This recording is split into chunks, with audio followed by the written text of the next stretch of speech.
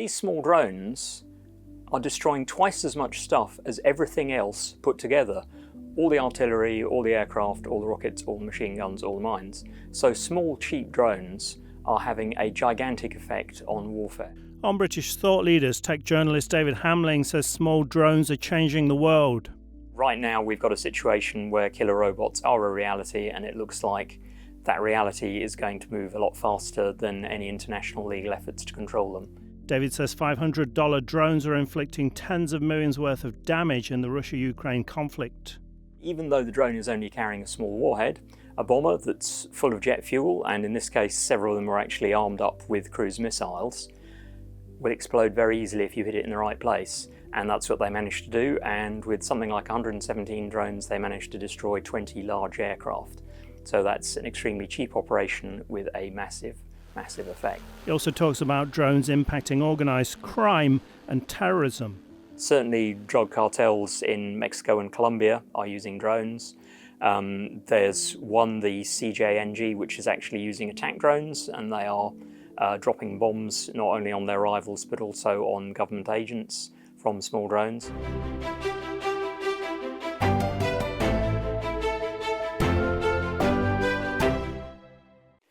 Welcome to British Thought Leaders. I'm Lee Hall. Today I'm sitting down with technology journalist and author David Hambling. David, welcome to the show. Thanks for inviting. So we're talking about drones. Thinking back to the Gulf War, drones were these large kind of unmanned aircraft sized things, but now we have these small drones.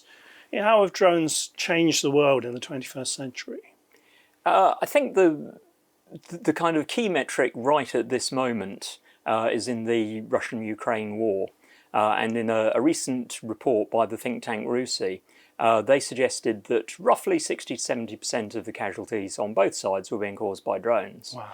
Which is 2/3, which means that these small drones are destroying twice as much stuff as everything else put together.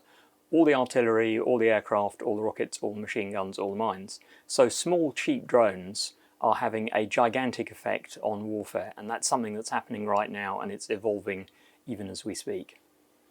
So, how much damage can they do? How does it work? Is it like lasers or? No, it's all about precision, because for the first time, drones give us mass plus precision. So your typical attack drone in Ukraine is one of these things called an FPV, first person view. It's a quadcopter. They are directly adapted from civilian racing drones, and there's a great sport for racing these things around indoor courts and through hoops, and they can travel at 100 miles an hour. Wow. And because they've got quite powerful engines on them, they can carry a bit of a payload. So they can carry 1 or 2 kilos, which is enough to put something like, say, an RPG warhead on one. Rocket-propelled grenade. And one of those things is entirely capable of taking out a tank if you hit it in the right place. Really? And the wonderful thing about FPVs is that you can put it in exactly the right place. You can fly around the tank and attack at the rear of the turret, which is usually the weakest point where the ammunition is stored, and turn it into a giant fireball. So not only can they attack hard targets like tanks, they can also attack other difficult targets like moving vehicles. And there are lots and lots of videos of Russians on motorbikes and quad bikes and in trucks being chased by these high-speed drones down roads. And they can, for example, hit people inside trenches or dugouts or bunkers, which are traditionally very difficult targets for direct fire weapons, relatively easy for an FPV with a skilled pilot. So it drives inside? Yep, right. So they can all dive down vertically or anything. There's even recently, the one which startled me was some shots of FPVs destroying bridges. Really? And they did this because these were bridges that have been rigged for demolition, because in wartime, if you've got a bridge that's close to the front, you've got to put explosives on it well in advance. You can't wait until the enemy is knocking at the door. And the drone operators were smart enough to notice that these bridges had already been rigged for demolition, homed in on the demolition charges, blew up the bridge while it was still occupied by the Russians. So you can do all kinds of things. And as we've seen with the recent Operation Spiderweb, which was the Ukrainian attack on long-range strategic bombers, if you can get your drone to the target area, you can destroy anything. So these small drones, which typically cost about $500 each, are doing awesome amounts of damage, and it's not surprising that they're being acquired in increasing numbers by both sides. It's not something you've written even about a drone hiding underwater and then popping out. Yes, this is the latest generation of Ukrainian drones. They have one which is submersible, and that appears just to be so it can lie in wait underwater and then emerge. But there are similar small drones which are completely convertible and which can go from operating in air to operating underwater. So in theory, they could do all kinds of tasks. Things like bridge demolition are obvious, but other underwater operations up to and including hunting submarines are certainly impossible in theory. So there is a whole new world of applications out there. So the days of soldiers fighting on a battlefield are pretty much gone, aren't they? It's certainly looking that way. There was an interesting interview with a Russian prisoner of war who said all I saw was drones, just drones, drones all the time. He didn't see a Ukrainian soldier until after he'd surrendered. So and these Russian assaults, you do see them trying to cross the no man's land and getting hit by drones several miles before they even come within sight of the Ukrainian forces. So there's this grey zone which is 10 to 20 kilometres wide. Anything that moves in it gets targeted. So the days of seeing your enemy and shooting at them do seem to have gone. A lot of people are sceptical that this is the model for future wars. They say that this is a very special one-off case and that next time round we will go back to the way things were. Personally, I doubt that. But the military are traditionally very conservative and tend not to believe that there's a new revolution around the corner every 5 minutes. So we will see. But certainly it's looking as though war has changed for good.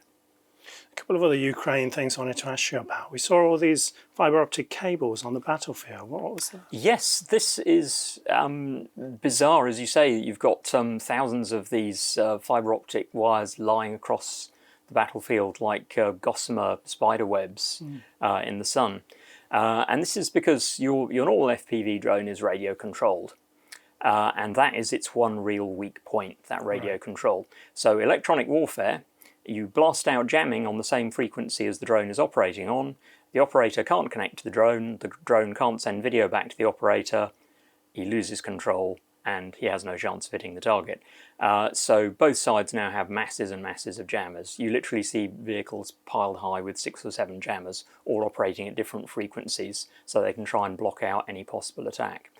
It doesn't work because some drones still get through, but that does take out a lot of the radio-controlled FPV drones.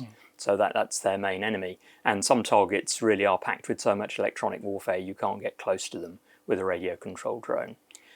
And this is where fibre optic comes in, because someone had the bright idea, rather than communicating with your drone via radio, why not have it reel out a fibre optic cable so you can communicate down a fibre optic line.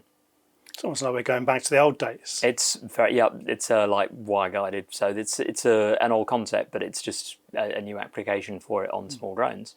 And I was very sceptical when I first saw these things because they look very clunky, and obviously there's a risk that the cable is going to break. But they work, and they work astonishingly well. Right. And they are completely unjammable. And the other thing about radio frequency drones is that you can detect them coming, because if you've got, a lot of people have these little drone detectors which will beep when you get a radio emission from something nearby. So people have these devices to warn them of attack drones and jammers to try and stop them. None of that works against wire guided. So these fiber drones are becoming very common. The Russians had them first and have more of them. The Ukrainians are catching them up fast, but they can hit targets 10 to 20 kilometers away, and they're stretching out beyond that. And they can also do other things that radio-controlled drones have trouble with, like operating close to ground level, where there's a lot of interference, and inside buildings. There are a lot of videos of FPV drones, fibre-controlled, going inside hangars and garages and hunting around to find vehicles and destroying them. So, and in some cases, actually going down pipelines where soldiers are hiding. So they can reach indoors in a way that radio-controlled FPVs can't. So expect to see a lot more of those going forward. We also saw the Ukraine army had these lorries, and then the roof opens, and they're actually secret drone carriers. What role did carriers play in all of this? So this is the famous Operation Spiderweb, which was carried out by the Ukrainian security services against 4 Russian strategic airports. And as you say, they smuggled in 4 trucks with secret compartments containing small FPV drones. These were actually under the roofs of, they were like mobile homes being transported on the back of the trucks. And at the press of a button, those opened and released the FPVs. Now, unusually, those had a long-range control system. Those were actually connecting back to their operators via the Russian mobile phone network. So they were using Russian mobile phone cards. So the operators back in Ukraine could then take off, fly a couple of kilometers to the airfield and zero in on Russian strategic bombers.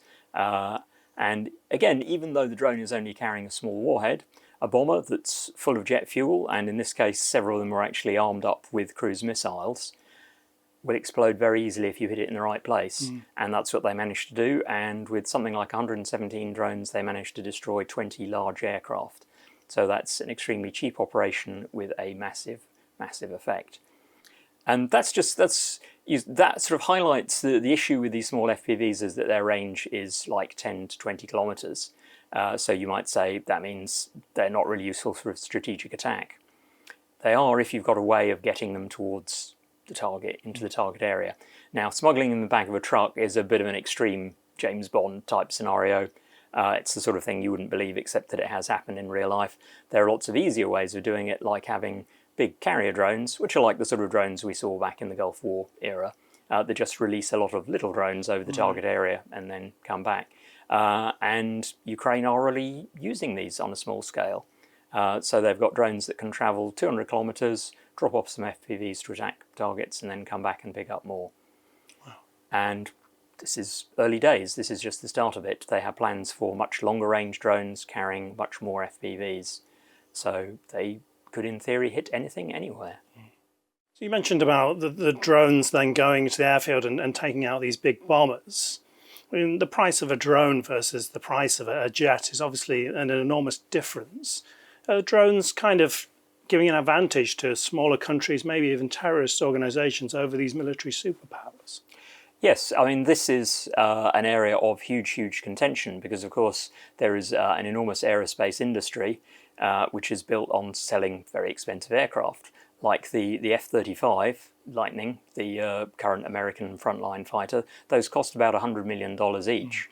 But the overall program for building those is more than $1 trillion. It's the biggest product in defense history. There is a massive industry behind that.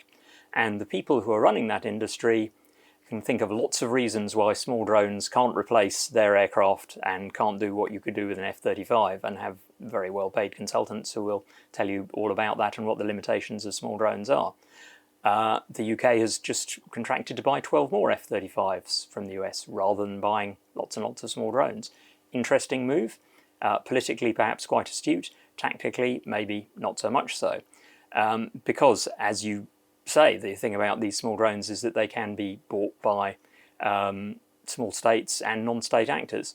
Interestingly, in both Ukraine and Russia, the FPVs were not initially provided by the defence procurement process. They were procured by the soldiers themselves, the guys in the trenches, initially from some who had done FPV racing. But a lot of drones are bought by charity groups because the soldiers say, help us, we need a drone, we haven't got anything.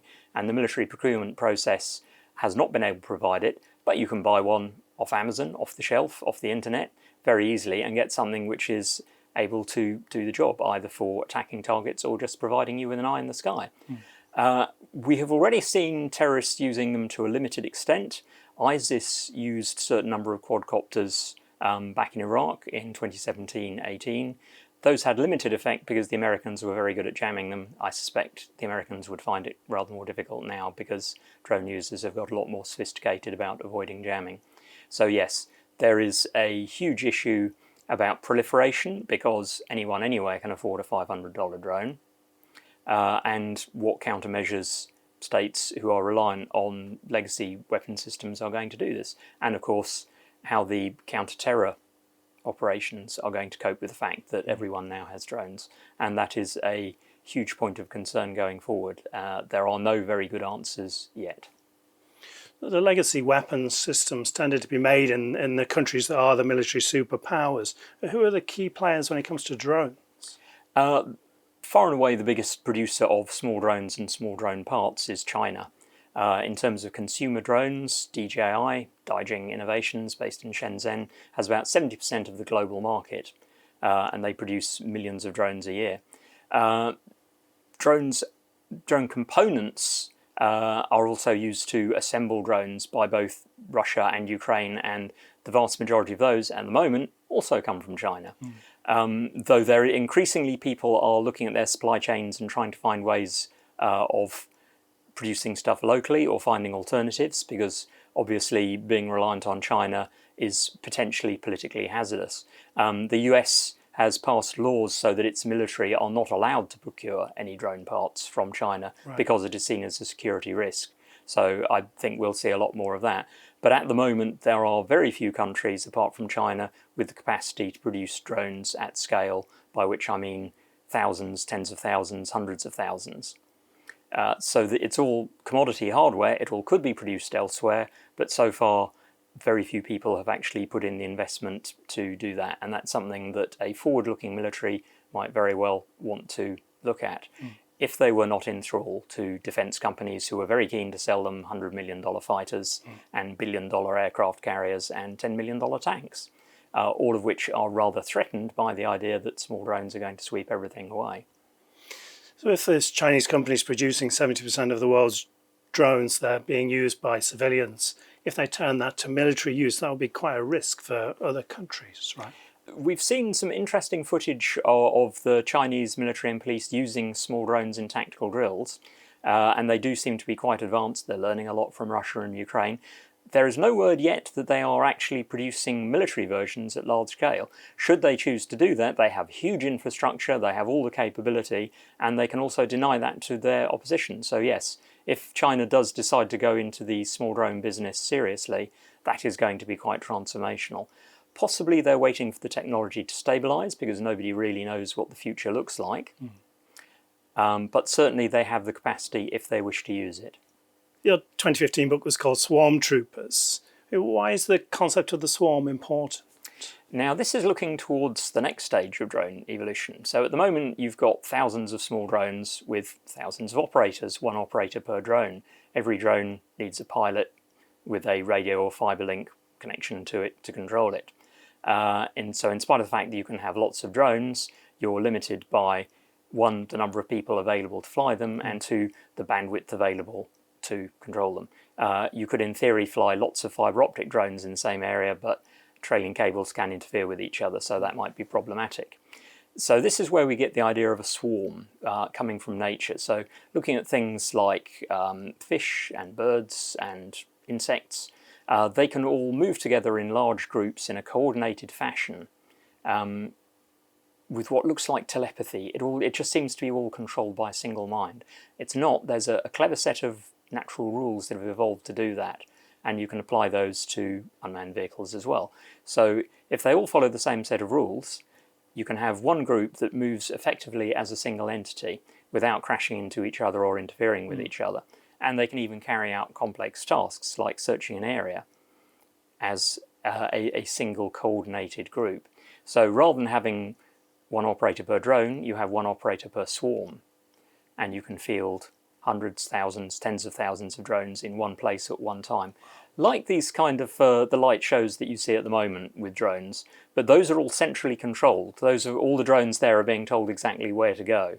And that can only be done because that's all choreographed well out in advance. They couldn't react to a changing situation in real time the way a flock of birds or a school of fish can.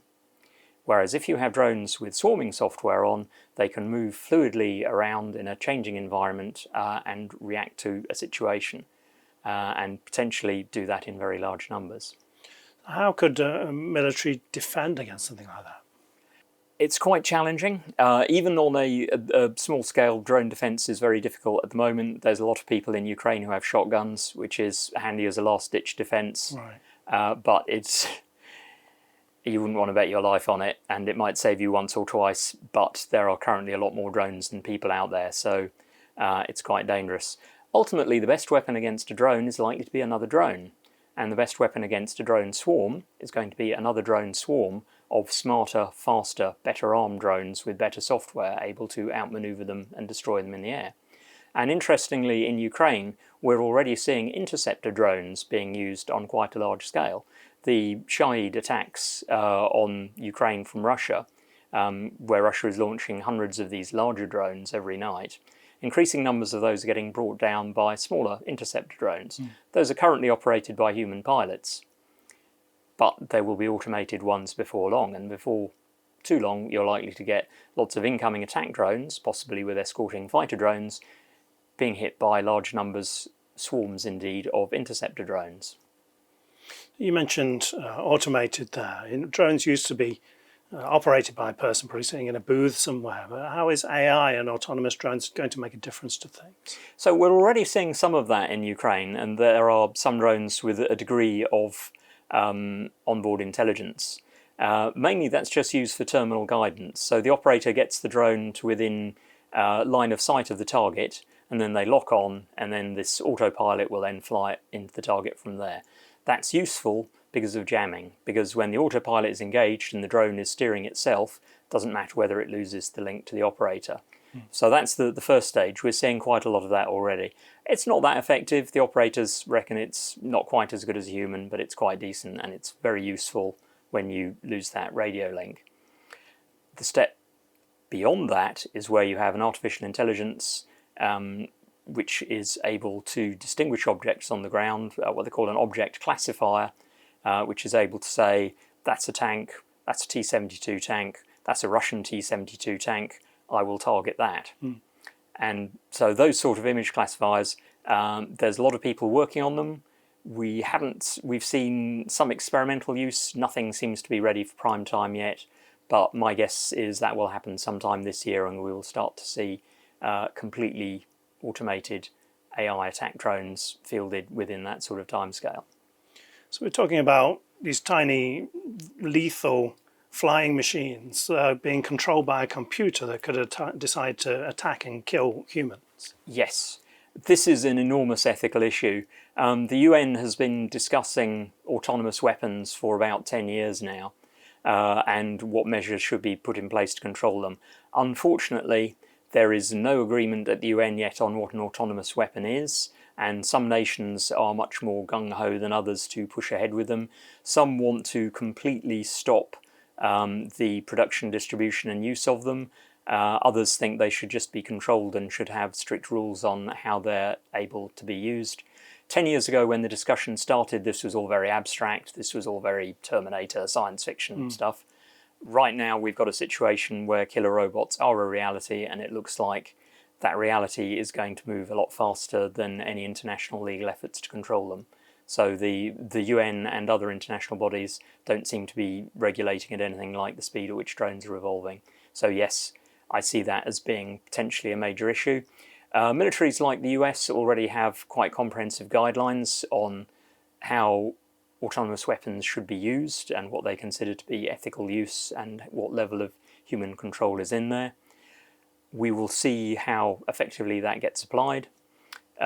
In situations like the Ukraine war, though, when you see the level of war crime that is being committed, where you see civilians being attacked and clearly deliberately targeted by humans, I don't think that having AI in there is going to add much of an extra level of threat to it. I think the bad intentions on behalf of the people who are using a weapon system are going to be a lot more important than the onboard decision making of that. There are some that even argue that fully autonomous weapon systems will be more ethical than humans, because they are able to distinguish targets, and they will say, that is an ambulance, I'm not allowed to attack that, so I won't attack that. And unlike humans, drones don't get angry, they don't want revenge, they're not sadistic, they're not cruel, they are perfectly able to obey orders under all circumstances. So if you tell a drone these are not targets, it will not attack them. And in many situations, human soldiers will attack something because they are afraid, because there is a risk from it. Drones aren't afraid. A drone won't say, well, that enemy soldier seems to be surrendering, but he might turn around and shoot me, so I'm going to shoot him first. A drone will say, he's surrendering, I won't shoot him. And that will save lives, if it works out like that.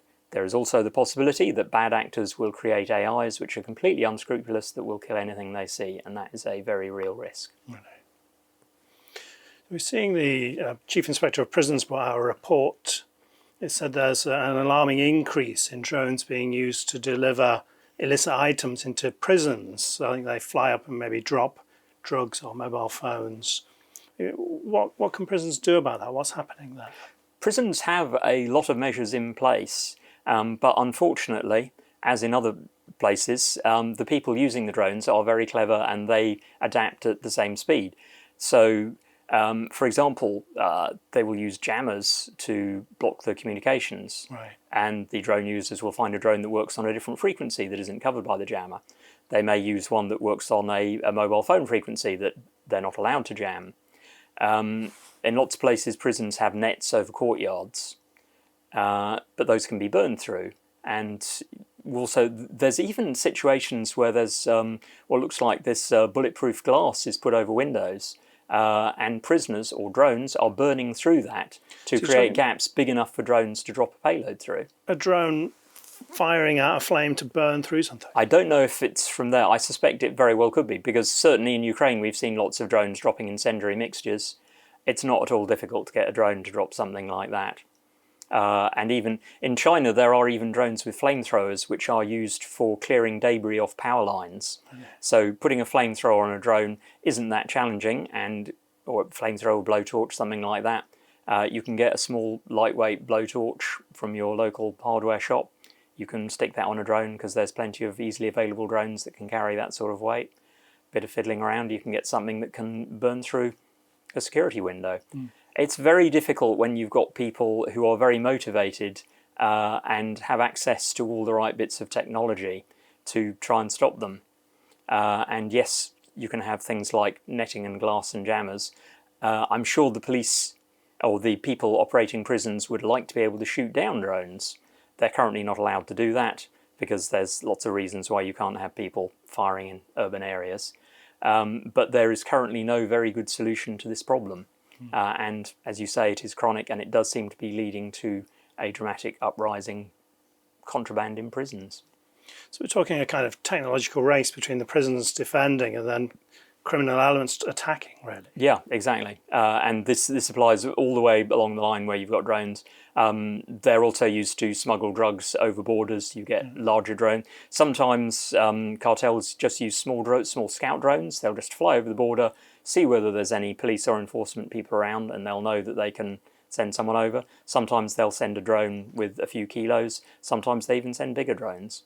So it's and obviously the enforcement agencies are constantly looking at ways, can we jam those drones, can we intercept them, and there's lots going on both sides. But where there's lots of money involved, it's very difficult to stop them from coming up with new ways. So are we saying drones are a part of organised crime now? To a small degree, yes. They haven't been used much on a large scale. Prisons is an interesting one because that seems to be very much a niche application, and we don't know who's operating them, but clearly there are some very smart drone developers working on that. Certainly drug cartels in Mexico and Colombia are using drones.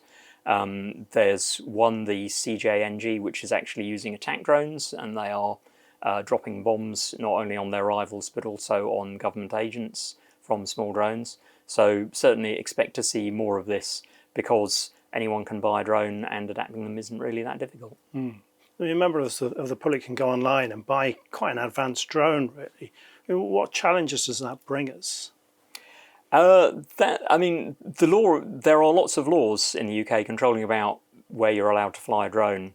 The problem is with enforcement and bad actors. At the moment, there is not a lot to physically stop them from flying a drone over a prison or over an airport and delaying everyone's flight, because again, that's a problem that we have had. So yes, there are lots of challenges there because there is no good way of stopping drones.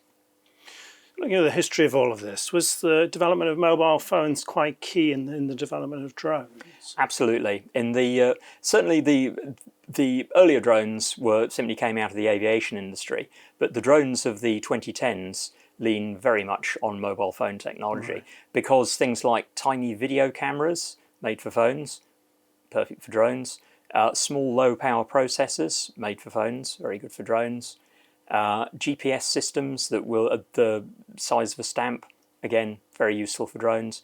All sorts of things like that. The technology had been developed by this multi-billion-dollar telephone industry and was just there at the right time to be incorporated into new small drones. You couldn't have drones if that electronics didn't exist and wasn't available at very low cost in commodity quantities. Finally, a bit of future gazing. What do you expect to happen? What developments will we see with drones in the coming years? I'm certainly expecting to see lots of drones and swarming drones. But it's also interesting to see how the technology is moving on in other areas, particularly ground robots. So at the moment there are a few of those in Ukraine, and there's even some interesting ones just based on a couple of hoverboards with drone electronics to create this remote control ground vehicle which can move cargo around or carry an explosive charge into a Russian bunker. So there's a few things like that. But increasingly we're now seeing research into quadruped and humanoid robots, and people like Elon Musk has his Optimus, and there are Chinese companies producing similar things. So there are already humanoid robots which cost in the tens of thousands of dollars, but at the moment they are very, very limited in their capability. As AI advances, and it's advancing very rapidly, those will become more and more capable. So I'm expecting to see quite a lot of evolution in that, in military and other field, in the very near future, probably in the next 2 to 3 years. David Hambling, thanks for joining us. Thank you.